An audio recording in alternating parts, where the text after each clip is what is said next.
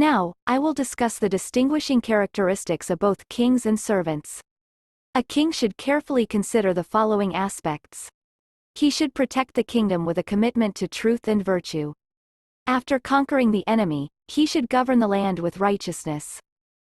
A florist gathers flower after flower, but does not uproot the plant. Similarly, the king should act in the same manner, not like a charcoal maker who burns down the entire forest. Those who milk a cow and drink its milk refrain from doing so if it turns sour. Similarly, the king should not defile the enemy's kingdom that is meant to be enjoyed. The person who desires cow's milk does not cut off its udders, they draw the milk instead. Likewise, the king who aims to tap into the resources of a kingdom should avoid causing harm to it. Therefore, the king should govern the earth with care and diligence. By doing so, he shall truly possess the earth, fame, long life, reputation, and strength. A king with well-controlled senses can protect his subjects only if his rule is righteous, if he worships Lord Vishnu, and if he is eager to serve cows and Brahmins. After acquiring temporary prosperity, it is essential for a king to focus on virtue. All material wealth can vanish in an instant, but the wealth of the soul remains. Indeed, it is pleasing to indulge in lust, and riches are indeed delightful. However, life is as unpredictable as the fleeting glances of a charming maiden. Old age, like a threatening tigress, awaits us. Diseases emerge throughout the body like enemies. Life slips away like water from a broken pot. Yet, no one in the world thinks of redeeming their soul. O people, serve others and engage in benevolent actions that will bring future benefits. Why do you rejoice now, without any suspicion, alongside a group of beautiful maidens captivated by Cupid's arrows, with your eyes closed to what lies ahead? Refrain from committing sins. Take refuge in Brahmins and Lord Vishnu, and begin your worship. Your life is slowly nearing its end, like water in a vessel. A great spirit disguised as death will pounce upon you. A wise person regards another man's wife as his mother, another man's wealth as a mere lump of clay, and all living beings as equals. It is for this reason that Brahmins desire their kings to be wealthy, so that their words will be respected and never disregarded during all their rituals. Kings amass wealth so that after fulfilling their own needs, they can give the remaining portion to the Brahmins. A king in whose realm the sacred sound of Om, uttered by Brahmins resonates flourishes. He attains whatever he desires and is not tormented by sickness.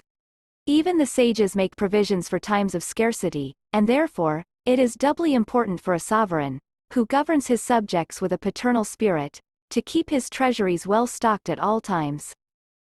Those who possess wealth have many friends and relatives. People consider those who possess wealth worthy of being called men and scholars. Friends, sons, wives, and relatives abandon a man who lacks wealth. When he regains his lost wealth, they come back to him. Therefore, wealth alone is a person's true companions and family, and no one else. A king who disregards the sacred codes is no better than a blind man. A blind man may see through spies, but a person who neglects the sacred codes cannot do so. The kingdom of a king is indeed unstable when his sons, servants, ministers, priests, and senses are inactive and unaware, always asleep. The king who has the valuable support of his sons, servants, and relatives has effectively conquered the earth surrounded by the four oceans, along with other kings. A king who violates the teachings of scriptures and the principles of reason meets his downfall in this world and loses the right to heaven. A king faced with calamities should not lose heart. He should maintain equanimity in both happiness and sorrow and never lose the enlightened delight of his soul. Courageous individuals do not become sorrowful when misfortunes occur. Doesn't the moon rise again even after being swallowed by Rahu? Shame on those who yearn for bodily pleasures. Do not grieve over a thin physique or loss of wealth. It is well known that the sons of King Pandu and their wife experienced poverty for a while but emerged unscathed and lived happily ever after. A king should maintain a group of courtesans and support their arts of music and dance. He should provide ample protection to the fields of archery and economics. A king who unjustifiably becomes angry with his servants is akin to ingesting the venom expelled by a black serpent. A king should avoid fickleness and falsehood when dealing with all individuals, especially Vedic scholars and his personal attendants. If a king becomes complacent, proud of his servants and relatives, and indulges in leisure and amusement, he is bound to be outwitted by his enemies. It is disgraceful for a king to become agitated and angry without valid reasons towards others.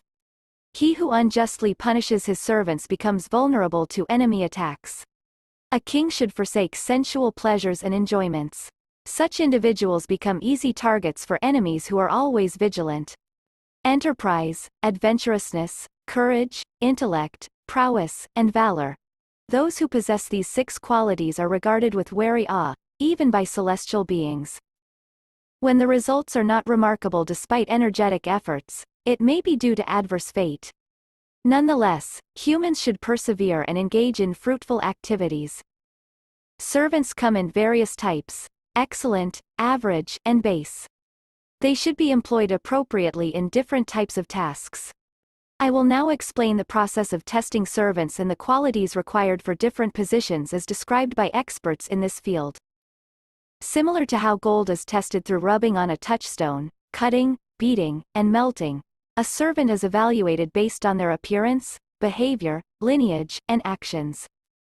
A person from an honorable family, possessing good character and qualities, truthful and virtuous, as well as handsome and well-mannered, should be appointed as the head of the treasury. The chief jeweler should be someone capable of assessing the value, shape, and size of gold, gems, and other precious items. The commander-in-chief should be able to understand the strengths and weaknesses of the soldiers. The leader of the watch and ward should be someone who can read minds, interpret every gesture, physically strong, pleasing to the eye, accurate, and capable of delivering timely blows. The chief secretary to the king should be intelligent, adept in conversation, shrewd, truthful in speech, have control over their senses, and well-versed in various scriptures.